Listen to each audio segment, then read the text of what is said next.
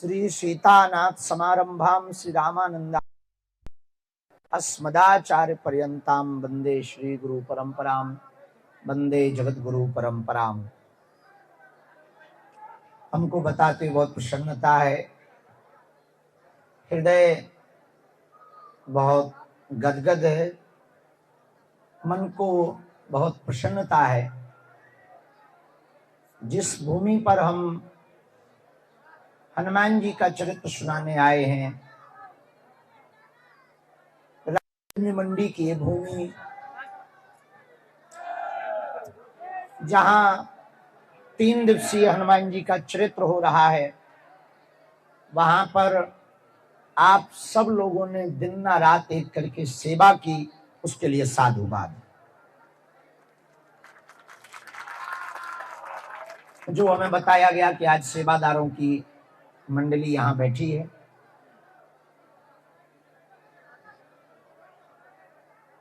रात की बात में हम एक बात कहना चाह रहे हैं। घड़ी सबके हाथ में है, पर घड़ी किसी के भी हाथ में नहीं। किस घड़ी क्या हो जाए, ये घड़ी किसी के हाथ में नहीं, पर घड़ी सबके हाथ में है। दूसरी बात, कल को ठीक करना है तो आज को सुधारो, और आज को ठीक करना है तो अभी को सुधारो, और अभी को ठीक करना है तो खुद को सुधारो, और खुद को ठीक करना है तो बाहर से नहीं, अंदर से अपने आप को बदलो।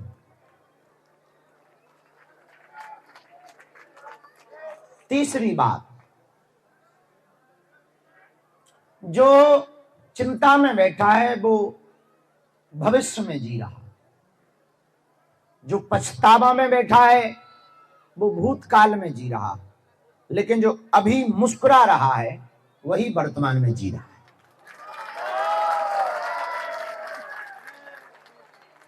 इसी पर चौथी बात, शरीर का जहर तो ठीक किया जा सकता। किसी ने पॉइजन पी लिया हो, जहर पी लिया हो, खा लिया हो या खवाया गया हो, उसकी तो दवा है, पर कान के जहर की कोई दवा नहीं। तो कान में भरा हुआ जहर शरीर के जहर से ज्यादा खतरनाक होता है। यूं समझो, किसी की पत्नी को कहा जाए कि तुम्हारी पत्नी जो खिड़की पर रोज देखती है, पड़ोसी से नैन मटक्का करती, उसके बाद भले ही वो हवा लेने गई हो तो टेंशन हो जाएगी। अथवा पति, किसी की पत्नी को कहा जाए कि तुम्हारा पति 11 बजे जाता ना, पड़ोसन के घर जाता है, भले ही वो बेचारा फ्रेश होने गया, पर दिमाग वहीं रहेगा। इसको कहते हैं कान का जहर। और याद रखना, बीमारी की तो दवा है, शक की कोई दवा नहीं। और अंतिम बात, हम आज की रात की बात में तुम्हें एक सूत्र के साथ कहना चाह रहे हैं। जिंदगी में तुम शेर पालना, कुत्ता पालना, सांप पालना, पर अहम और बहम कभी मत पालना।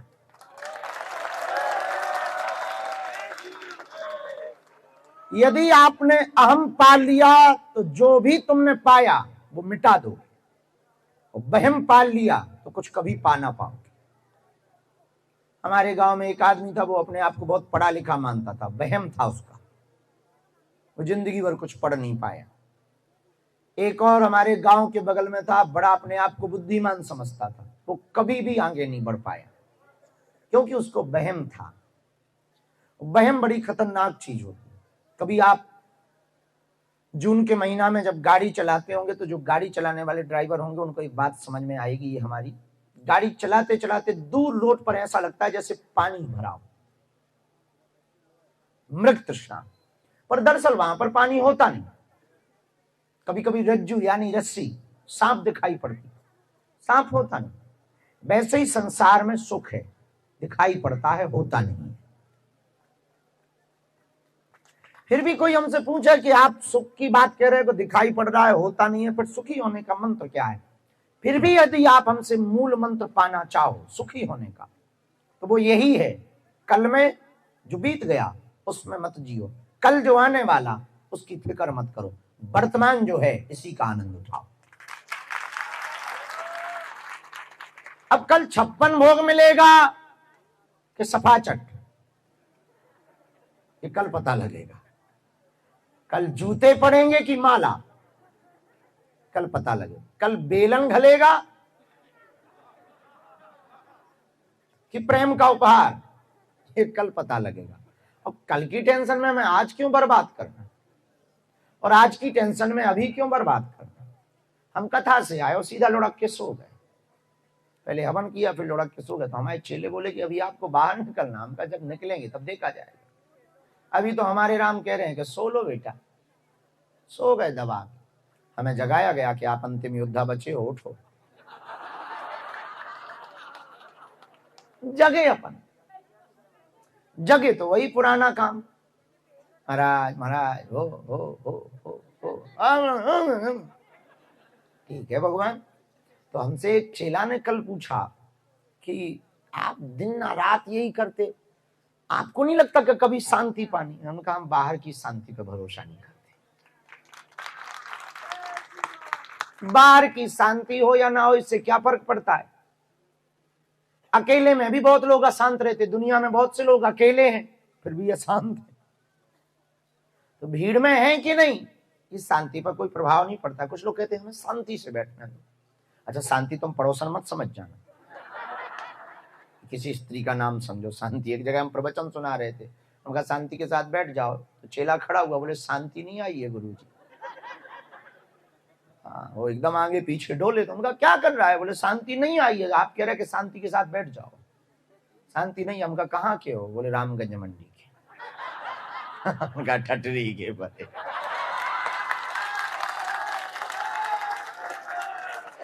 ये तो विनोद है। तो शांति बाहर नहीं है, शांति अंदर है, और जिसने अपने अंदर शांति ना पाई वो बाहर ना पा पाएगा। भीड़ में तो शोर है।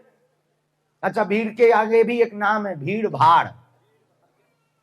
भीड़ में भी यदि कहा जाए तो भीड़ के पीछे लिखा भाड़। हम लोग आम बोलचाल में भी कहते भीड़ भाड़, बहुत भीड़ भाड़ है। तो भीड़ में तो भाड़ में जाओगे ही जाओगे, इसलिए इसका नाम भीड़ भाड़ है। तो बाहर शांति ना तुम्हें मिल पाएगी। यदि तुमने बाहर शांति खोजी तो तुम्हें बिल्कुल शांति ना मिल पाएगी। तुम शांति पाना चाहते, आनंद पाना चाहते, तो बाहर नहीं है, वो अंदर है। और अंदर की शांति को ना भीड़ दिखाती है ना भाड़ दिखाता है।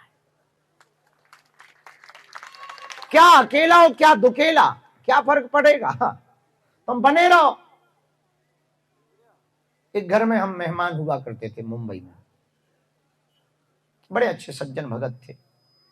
वो अपनी पत्नी से बहुत परेशान रहते। हम जब भी जाते थे पत्नी पुराण सुनाते थे। हम जब भी गए वो पत्नी पुराण सुनाते। लगभग 1 साल पहले हम मुंबई फिर गए, उनके घर ही रुके, आदत थी हमारी। 1-2 घंटा हम बैठे ही नहीं कि उन्होंने चाय पिलानी और पत्नी पुराण शुरू किया। बोले अब तो हद हो गई गुरुजी, मैं तलाक लेना चाहते। उनका भाई हुआ क्या है?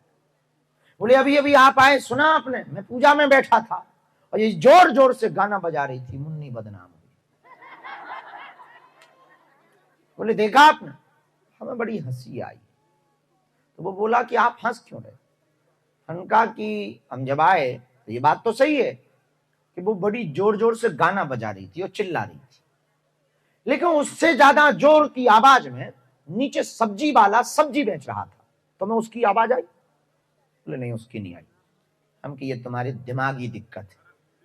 उससे ज्यादा तेज आवाज नीचे से आई तो मैं वो सुनाई नहीं दी, पर पत्नी की आवाज तुमको सुनाई दी, क्योंकि तुम्हारे मन में उसको लेकर के टीस भरा है, और जिसके लेकर के टीस भरा हो उसकी धीमी आवाज भी तेज लगती है। उससे ज्यादा आवाज तो गाड़ियों की भी है। अभी अभी ट्रेन निकली तुम्हारे बगल से हॉर्न देते हुए, जब तुम पूजा कर रहे थे तुम्हें सुनाई दिया? बोले थोड़ा थोड़ा तो ध्यान है, ज्यादा नहीं। उनका पर पत्नी का पूरा ध्यान है। क्यों?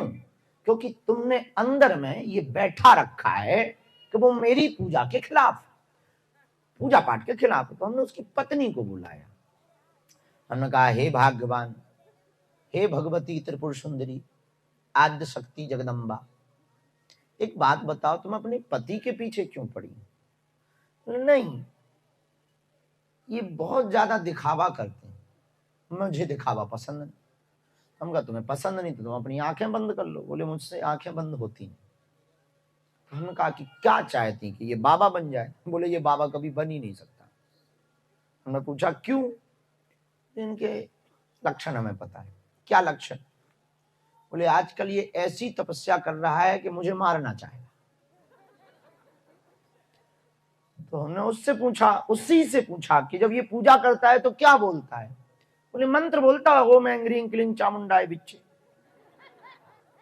तो हम कहा एक बात बताओ, इसमें मरना कहाँ है?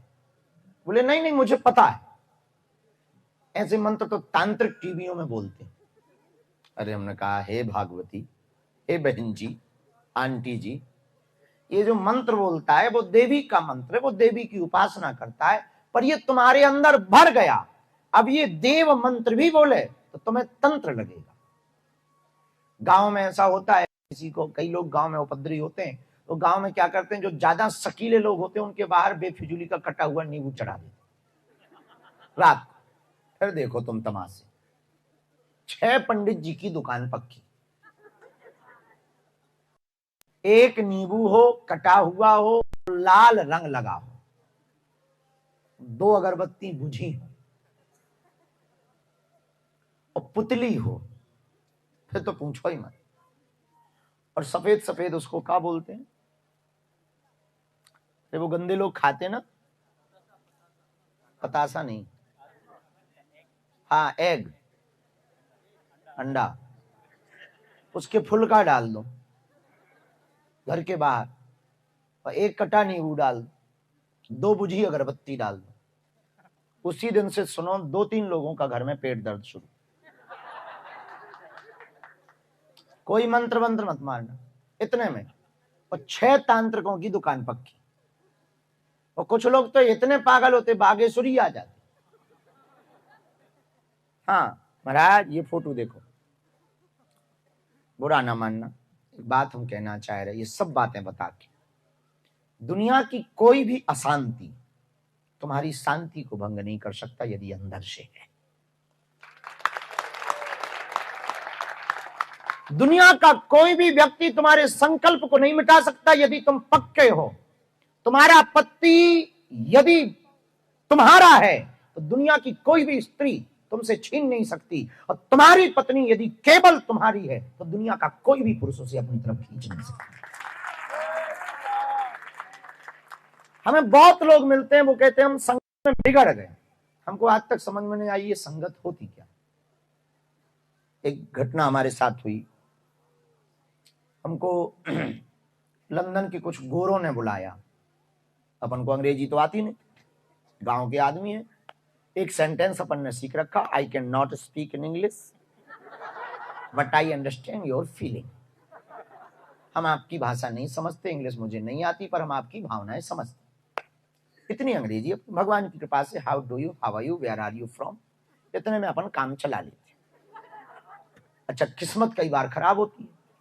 तो हमारी और हमारे चेले की टिकट थी, चेलों ने ही करवाई थी, हम तो टिकट भेज देते हैं, अपन तो उड़ते हैं। टिकट में चेला पीछे था, हम आगे थे। वो होता ही है, ये गुरु आगे ही होता है, लेकिन चेला इस बार ज्यादा ही पीछे था, 20-25 सीट। हमारे बगल में गोरा फंस गया, अंग्रेज, गोरी चमड़ी, लाल कान, भूरी आंखें, भारी पेट, मुंह बसाए, लैपटॉप धरे, फंस गया। हमने उसकी तरफ देखा, उसने हमारी तरफ हल्के से देखा, कोई हलो हाय नहीं। हमने भी नहीं कि बाहर में जा, हाँ, तो कौन सा हमारा अंकल है, नहीं करेंगे तो हवाई जहाज से उतार देगा। अपन ने भी पेमेंट दिया है, फ्री में थोड़ी बैठे, अपन पे भी टिकट है। बिजनेस क्लास थी तो थोड़ा अपनी भी इज्जत थी। अपन भी पहली बार बिजनेस क्लास में बैठे तो अपन ने भी सोचा गए 3 लाख लगे हैं, फ्री में थोड़ी है। अब वो गोरे गोरे लड़के लड़कियां जो सेवा में लगे रहते वो आए, वो हिंदी बोलते थे किस्मत से। उन्होंने कहा सर आप ड्रिंक में क्या लेंगे, पीने में क्या लेंगे? हम कहा पानी। हमने पूछा कि है क्या क्या, उन्होंने बताया कौन कौन से जूस के नाम लिए, बनाना का जूस, ये हाँ ऑरेंज का जूस है, मिक्स जूस है, और वो वाला भी बताया। तो हमने उसको कहा अपनी गांव की भाषा में, तोरी छटरी मीका मीका देख के शर्म नहीं आती है?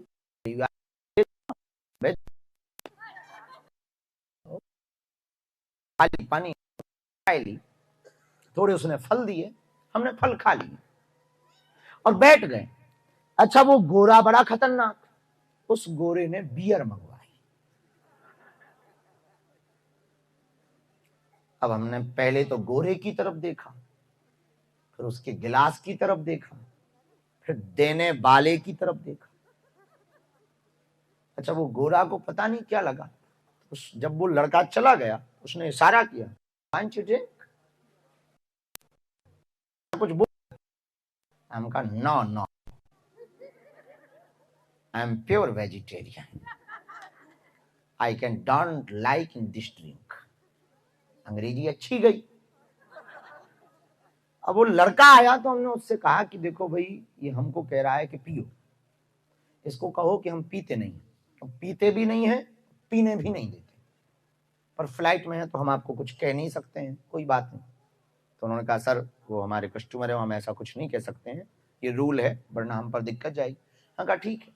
हमने बड़ा टेढ़ा मुंह किया। अच्छा वो भी बड़ा बदमाश पूरा, पिए और कुछ खाए और धरे रहे। हमारे मन में कि ये जल्दी निपट जाए, भाई पी पाले जल्दी कर बे पिजूली में।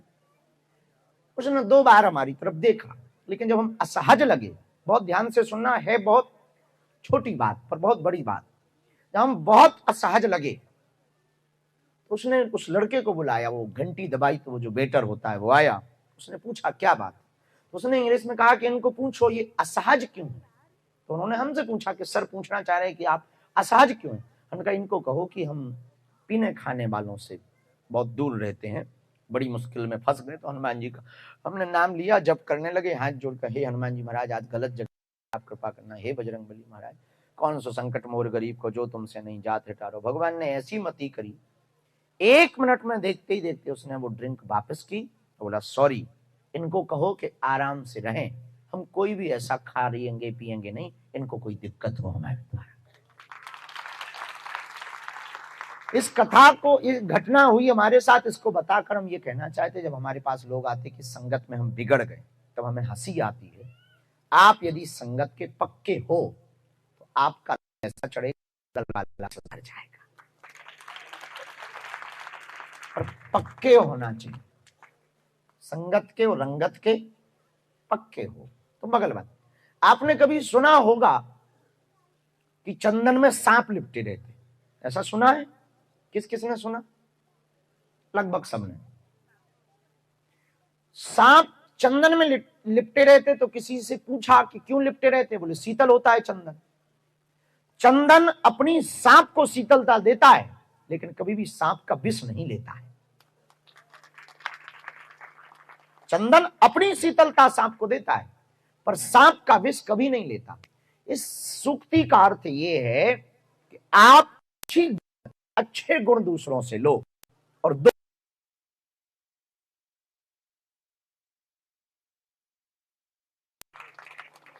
तो आज की रात की बात यह है, 100 की सीधी सी शांति।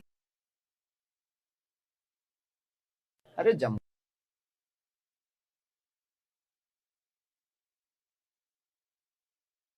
नहीं पा सकता। और पहले के जमाने में आंख बंद करने पे नींद आती थी, आज के जमाने में नेट बंद करने पे आती है। डाटा बंद ना कर दो भाई भाई, तब तक नींद नहीं आती है। हाँ पहले के जमाने में आंख बंद करो, सो जा बेटा मोरो, अब बेटा सो जाता था। आज के जमाने में छोटे बच्चों का भी डाटा हटाना पड़ता है, तब उनका गजब जमाना आ गया। हर आदमी, बड़ी अच्छी बात, वो बड़ी मजेदार लगी। पहले के जमाने में कितना लोगों के पास समय था एक दूसरे से बात करने, आज के जमाने में बिल्कुल समय नहीं है, सब स्किप हो गया।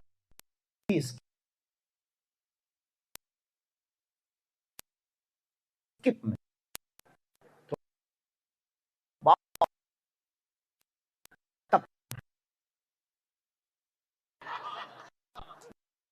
इसके बाद भी पूरा था, फिर आगे निकल तब तक दूसरा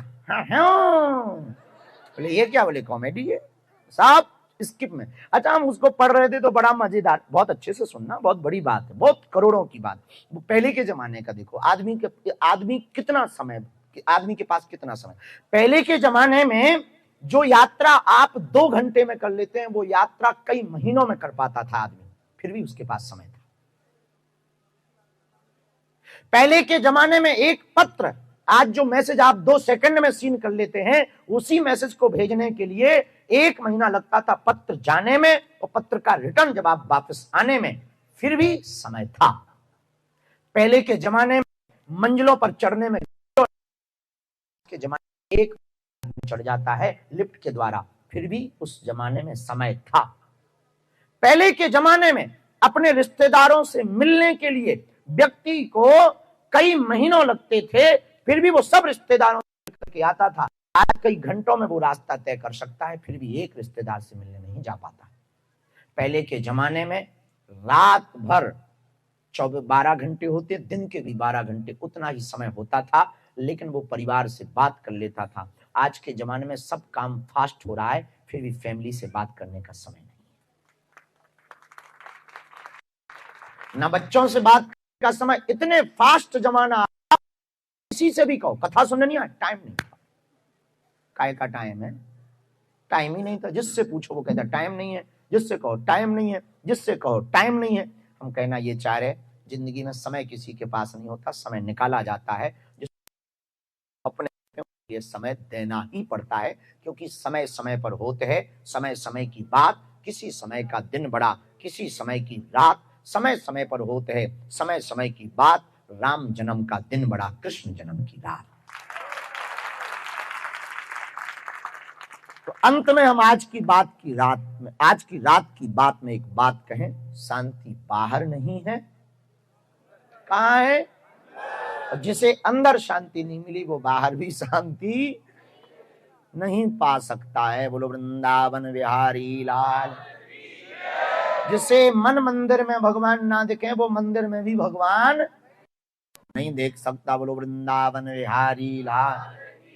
जिसे गुरु में गोविंद ना मिले वो गोविंद में भी गोविंद नहीं देख सकता। बोलो वृंदावन बिहारी लाल। जिसे गाय में 33 कोटि के देवता ना दिखे, उसे 33 कोटि के देवताओं में भी देवता नहीं दिख सकते। बोलो वृंदावन बिहारी लाल की। हर हर बालाजी महाराज के कृपा पात्र बागेश्वर धाम पीठाधीश्वर परम पूज्य धीरेन्द्र कृष्ण शास्त्री जी महाराज का पावन संकल्प। मध्य प्रदेश में छतरपुर के ग्राम गढ़ा में बनेगा विश्व स्तरीय कैंसर अस्पताल एवं रिसर्च सेंटर, जिसकी आधारशिला देश के यशस्वी प्रधानमंत्री नरेंद्र मोदी जी के कर कमलों से रखी जा चुकी है। 200 करोड़ रुपए की लागत वाले 100 बेड के इस अस्पताल में गरीबों का होगा मुफ्त इलाज। ये बहुत बड़ा अवसर है, बहुत बड़ा काम है। संकल्प बड़ा हो, संतों के आशीर्वाद हो, प्रभु की कृपा हो, तो समय सीमा में सब पूर्ण होता है। हमारे प्रियजनों, बागेश्वर धाम पूरे भारत के लोगों, अभी तक अस्पतालों में मंदिर थे, अब मंदिर में अस्पताल होगा। कैंसर हॉस्पिटल निर्माण हेतु सहयोग देकर पुण्य के भागी बने।